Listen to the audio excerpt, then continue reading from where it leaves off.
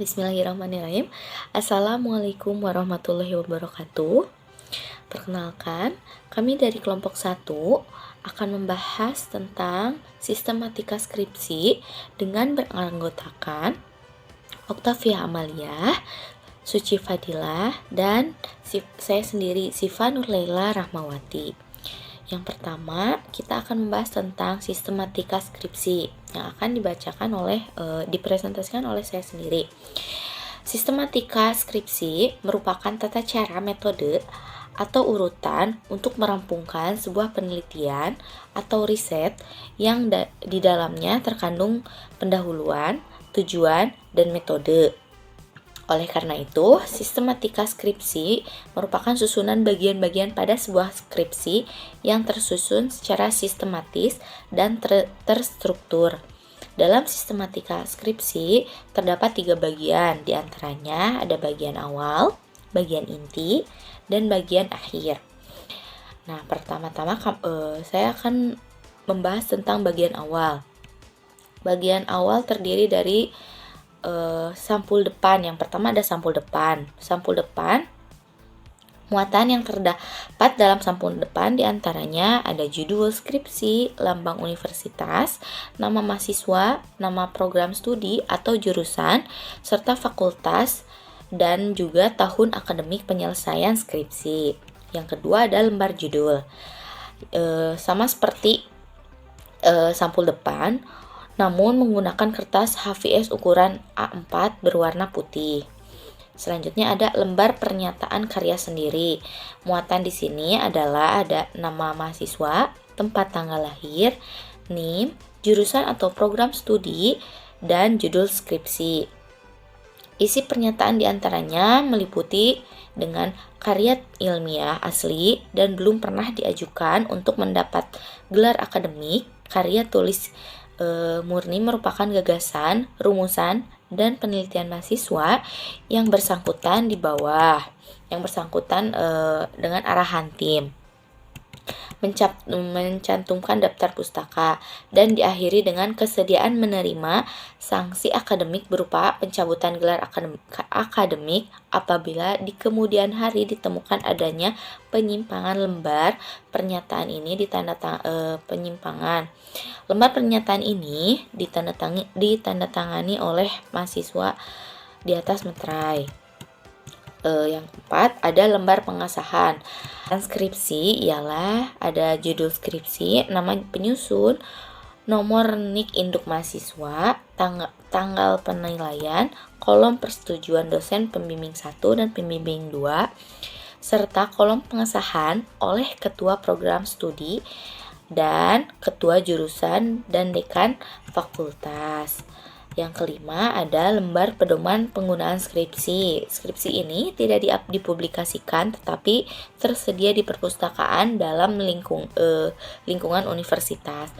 Diperkenakan dan diizinkan sebagai referensi ke perpustakaan, tetapi mengutip pada seizin penyusun dan harus menyebutkan sumbernya sesuai dengan kebiasaan ilmiah.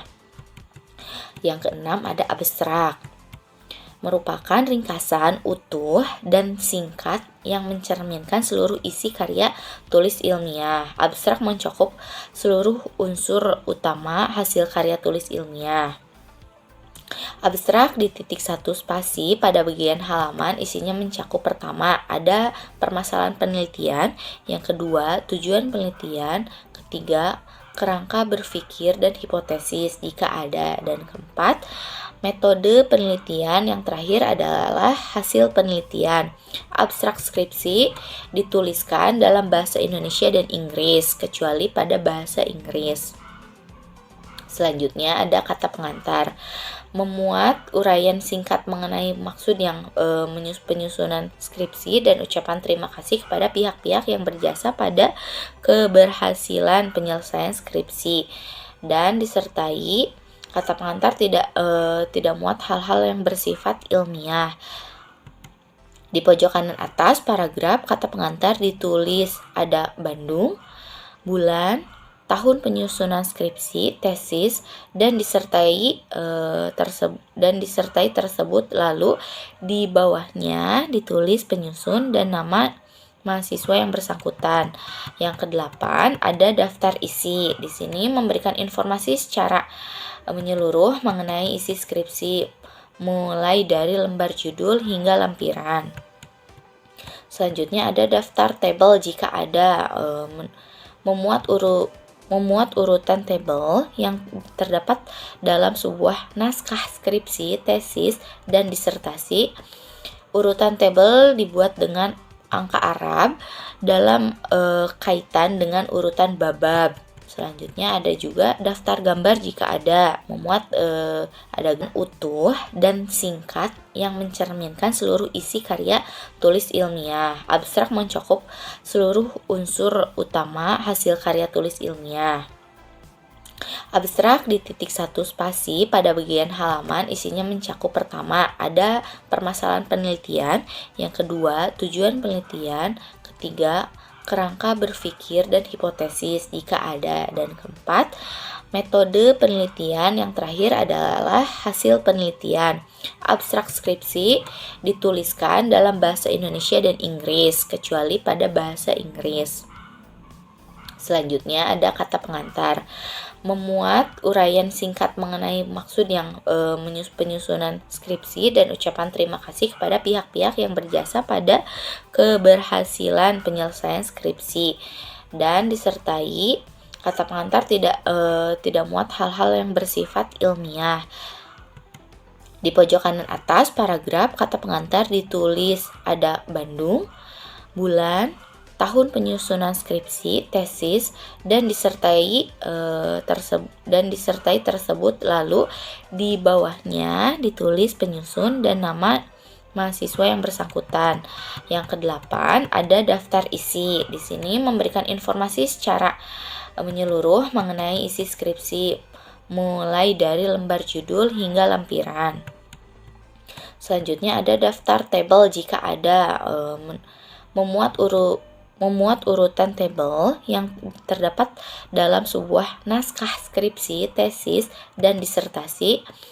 Urutan tabel dibuat dengan angka Arab dalam kaitan dengan urutan bab-bab. Selanjutnya ada juga daftar gambar jika ada, memuat ada grafik, diagram, peta, dan lain-lain, termasuk kategori gambar bisa dimasukkan di naskah skripsi. Selanjutnya yang terakhir ada lampiran, daftar lampiran. Nah, di sini memuat urutan lampiran yang terdapat dalam skripsi, tesis, dan disertasi. Setelah nomor urut lampiran, kemudian ditulis judul lampiran. Lampiran melalui ringkasan skripsi dan daftar singkat. Lampiran data mentah jika diperlukan. Urutan hasil hasil analisis data, gambar foto, dan lain-lain yang perlu dilampirkan. Daftar lampiran tidak mencantumkan nomor halaman. Baik, mungkin cukup sekian untuk bagian awal. Selanjutnya ada bagian inti yang akan dipresentasikan oleh Suci Padilla. Baik, bismillahirrahmanirrahim. Saya akan melanjutkan materi pada siang hari ini. Kemudian yang selanjutnya ada bagian inti skripsi. Apa itu bagian inti skripsi? Nah, bagian ini dalam penulisan skripsi mencakup beberapa poin. Yang pertama, ada bab 1 yaitu pendahuluan. Nah, di dalam bab pendahuluan pun ada beberapa poin yang akan dijelaskan. Yang pertama ada latar belakang masalah. Pada bagian ini mengemukakan fenomena, isu atau permasalahan yang muncul atau yang ada di lapangan dan relevan dengan topik penelitian. Selain itu juga, bagian ini dapat mengemukakan kesenjangan antara kondisi yang diharapkan yang seharusnya ada atau terjadi. Nah, dengan kondisi yang sesungguhnya terjadi atau realitas. Selanjutnya, latar belakang yang bersifat fenomena ini dikritis dengan menggunakan teori, konsep, dalil, dan peraturan yang relevan sebagai latar belakang teoritis. Kemudian kedua latar belakang ini hendak diolah sedemikian rupa sehingga memunculkan permasalahan pokok yang menjadi alas dan mendasar perlu dilakukannya penelitian terhadap subjek, aspek, dan variabel sebagaimana tercermin pada judul penelitian. Nah, jadi latar belakang itu ya harus harus mempunyai permasalahan gitu. Misalkan dengan adanya penulis meneliti, kemudian muncul permasalahan yang akan kami paparkan, misalkan seperti itu. Nah, kemudian yang kedua ada rumusan masalah. Setelah latar belakang terbuat, maka harus muncul rumusan masalah. Nah, bagian ini menurut pertanyaan penelitian berupa soal-soal hasil breakdown sebuah research problem yang sesuai dengan judul dan latar belakang masalah. Penelitian harus disusun secara sistematis, singkat, jelas, eksplisit, spesifik, tidak tumpang tindih. Jadi ya pertanyaannya itu tersusun rapi dan relevan dengan variabel atau aspek yang diteliti, baik dengan pendekatan kualitatif maupun dengan pendekatan kuantitatif. Nah, kalimat-kalimat yang dapat menegaskan apa yang menjadi inti permasalahan biasanya itu didahului dengan kata apa, yaitu dengan menanyakan benda konkret atau abstrak. Kemudian bagaimana itu ya menanyakan proses, upaya atau cara. Kemudian yang selanjutnya ada sejauh mana. Nah, sejauh mana ini biasanya menyangkut dengan menanyakan tingkat keberhasilan atau dampak atau pengaruh. Kemudian pertanyaan-pertanyaan penelitian berfungsi untuk membatasi cakupan masalah serta dijadikan patokan dalam menetapkan data yang dibutuhkan sesuai dengan variabel yang ada dalam perumusan masalah. Perumusan masalah tersebut mempunyai implikasi terhadap perumusan tujuan dan kegunaan penelitian, kerangka pemikiran, pemilihan metode penelitian, sumber data, dan cara analisis data yang lebih tepat. Bagian ini harus ada karena untuk membatasi masalah. Jadi adanya rumusan masalah itu ya agar pembahasan di dalam penelitiannya itu sendiri tidak keluar atau tidak maksudnya isinya itu ya jelas gitu sesuai permasalahan yang ada, jangan sampai keluar dari jalur penelitian kita. Nah, kemudian juga rumusan masalah itu ya harus bersangkut paut dengan tujuan kita. Apa sih tujuan kita meneliti di aspek tersebut gitu. Nah, jadi ya harus ada tujuannya juga mencakup dengan rumusan masalahnya. Kemudian yang selanjutnya ada tujuan penelitian. Pada bagian ini penjelasan tentang orientasi spesifik yang menjadi target yang harus dicapai oleh peneliti. Nah, isi tujuan peneliti pada umumnya bersifat resiprosal atau bertimbal balik dengan pertanyaan penelitian. Tujuan penelitian diungkapkan dalam kalimat pertanyaan seperti peneliti ini bertujuan untuk mengetahui, atau bisa juga penelitian ini bertujuan untuk mengidentifikasi, atau bisa juga penelitian ini bertujuan untuk menemukan, atau juga ungkapan untuk menganalisis, untuk menggambarkan, untuk mencari, dan ungkapan lain yang tidak mengesankan ketercapaian tujuan yang konkret perlu dihindari. Kemudian yang selanjutnya ada manfaat hasil penelitian. Ada dua macam manfaat yang harus dikemukakan peneliti, yaitu yang pertama manfaat teoritis atau akademis. Nah, kemudian yang selanjutnya ada manfaat hasil peneliti. Nah, di dalam manfaat hasil peneliti ini terdapat dua macam, yaitu yang pertama ada manfaat teoritis atau akademis, dan yang kedua itu ada manfaat praktis. Nah, manfaat teoritis itu berhubungan dengan pengembangan penelitian, sedangkan manfaat praktis berhubungan dengan kontribusi hasil penelitian terhadap masyarakat dan atau institusi yang diteliti. Oleh karenanya, dalam mengemukakan manfaat praktis penelitian hendaknya menyebutkan kelompok masyarakat, wilayah khusus, kasus, dan institusi yang diteliti. yang berhak menerima manfaat hasil penelitian tanpa menafikan kelompok masyarakat atau institusi di luar research setting. Kemudian yang selanjutnya ada kerangka pemikiran. Pada bagian ini dijadikan sebagian dasar untuk menjawab pertanyaan-pertanyaan penelitian yang diangkat. Kerangka pemikiran merupakan cara mengalirkan jalan pikiran menurut kerangka logis atau kerangka konseptual yang relevan. Alhasil, kerangka berpikir bukan kerangka teori atau konsep seperti yang ada di bab 2 kajian pustaka. Juga bukan latar belakang masalah.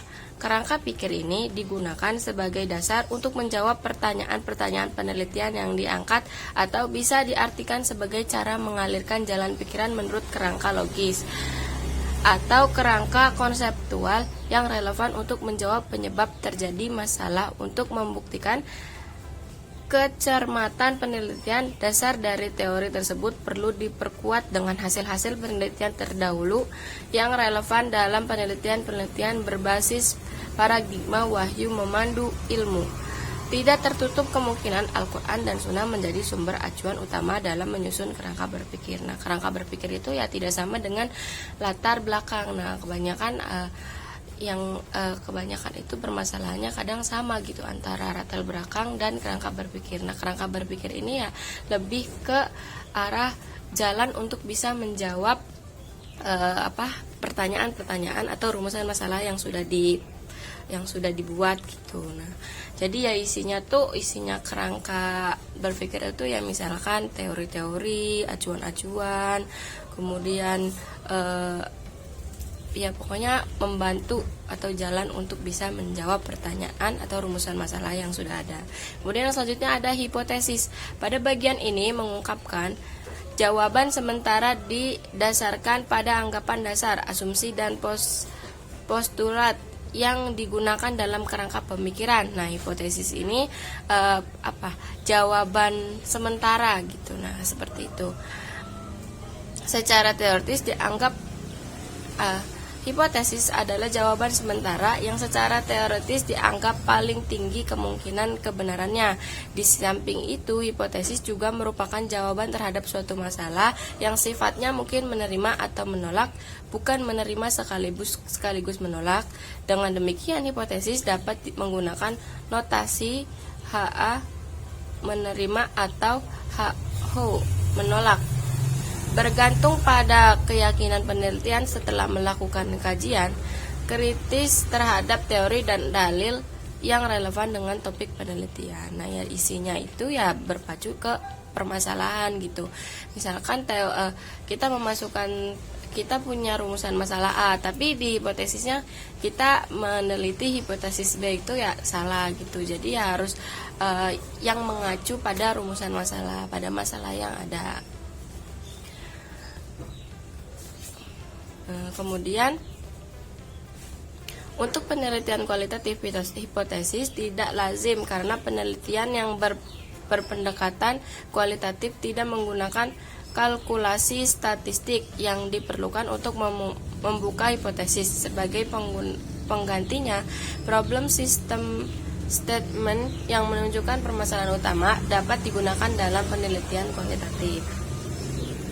Kemudian yang selanjutnya ada hasil penelitian terdahulu. Nah, pada bagian ini memuat kajian mengenal laporan hasil penelitian dan masalah lalu yang relevan dengan topik peneliti S1. Skripsi penelitian, skripsi hendaknya mengkaji 1 hingga 2 laporan penelitian. Tinjauan hasil penelitian terdahulu ini diperlukan terutama untuk memastikan bahwa penelitian yang dilakukan bukan duplikasi atau plagiarisme. Dalam kajian ini, penelitian siogianya menunjukkan perbedaan antara aspek atau variabel dan hasil penelitian sekarang dengan aspek atau variabel dan hasil penelitian di masa lalu. Jadi ya tujuannya ini adalah hasil penelitian terdahulu itu untuk menghindari kesamaan dengan kesamaan dengan skripsi-skripsi yang terdahulu atau menghindari adanya plagiarisme. Nah,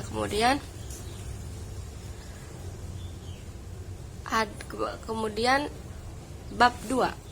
Nah, bab 2 ini tinjauan pustaka. Pada bab ini, menurut uraian kritis dan sistematis mengenal aspek variabel yang diteliti dengan menggunakan teori, konsep, dalil, dan peraturan yang berlaku. Maksudnya, jika ada atau diperlukan.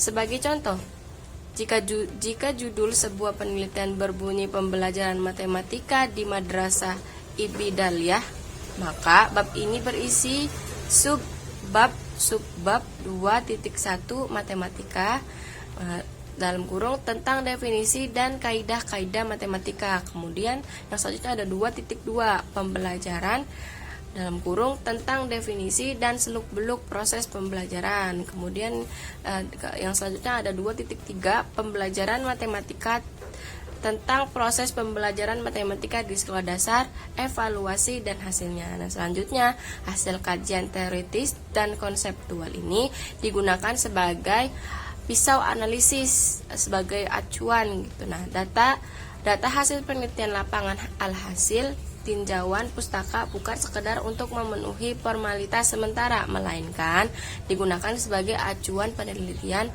dalam menganalisis dan menyimpulkan data hasil penelitian. Kemudian bab selanjutnya itu bab 3, metodologi penelitian.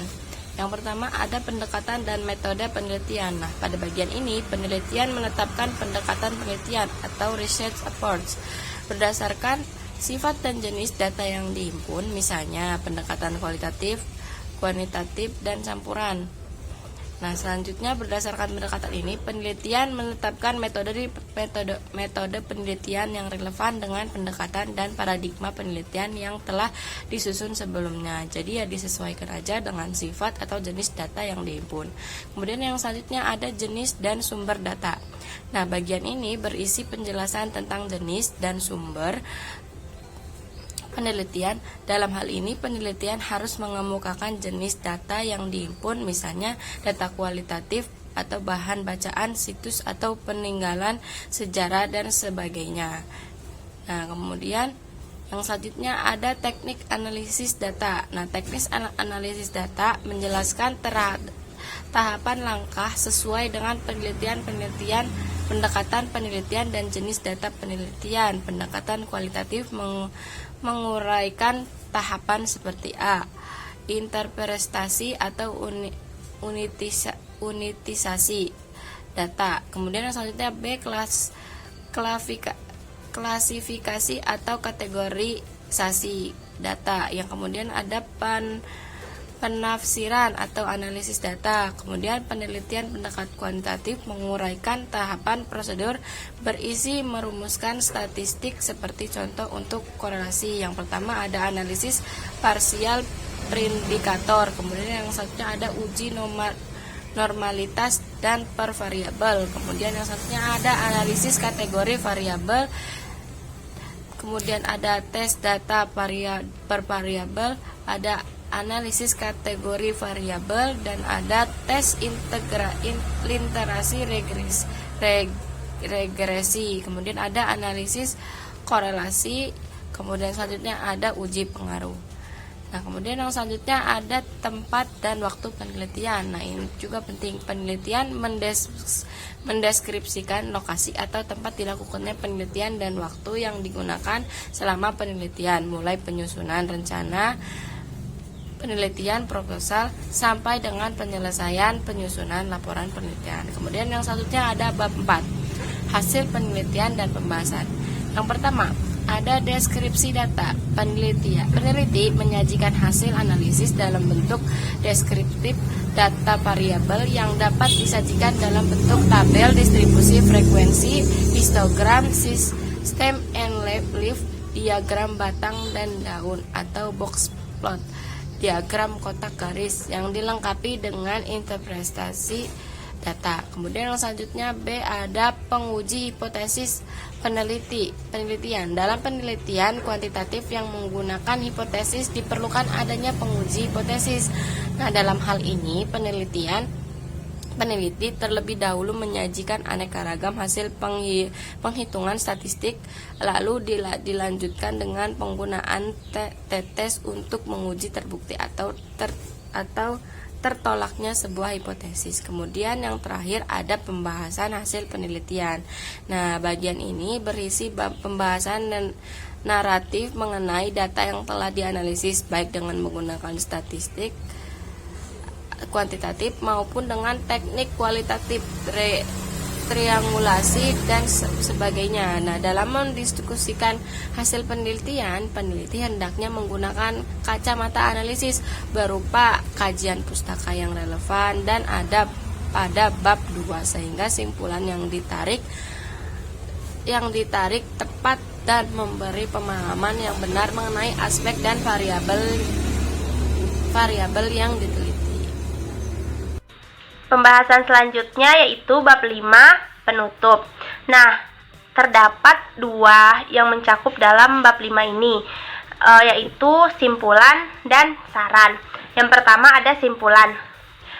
Simpulan hasil penelitian harus dikemukakan dengan singkat, tepat, dan berkaitan langsung dengan tujuan penelitian. Sebagai konklusi, simpulan itu hendaknya mengintisarikan ketercapaian dari tujuan penelitian, bukan berupa ringkasan atau rangkuman hasil penelitian. Jadi, simpulan itu merupakan hasil penelitian yang ditarik dari pembuktian dan uraian hasil penelitian dan pembahasan sekaligus sebagai hasil pemikiran reflektif mahasiswa peneliti skripsi. Nah, yang kedua ada saran. Nah, dalam saran ini peneliti itu menyampaikan pemikirannya yang berkaitan dengan operasional simpulan penelitian.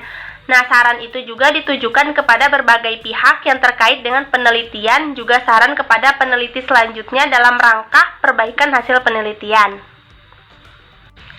Materi selanjutnya mengenai bagian akhir skripsi. Nah, bagian akhir dalam penulisan skripsi itu mencakup daftar pustaka, terus lampiran-lampiran dan daftar riwayat hidup. Nah, yang pertama ada daftar pustaka. Nah, daftar pustaka ini merupakan daftar atas susunan semua sumber kepustakaan yang dijadikan rujukan. Nah, sumber pustaka ini terdiri atas buku dasar, terus buku-buku ilmiah, buku pedoman, buku umum, ensiklopedia, jurnal, dan sebagainya.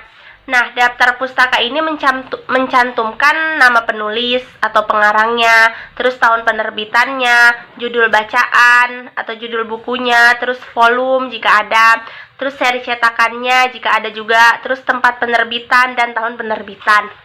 Nah, yang selanjutnya ada lampiran-lampiran.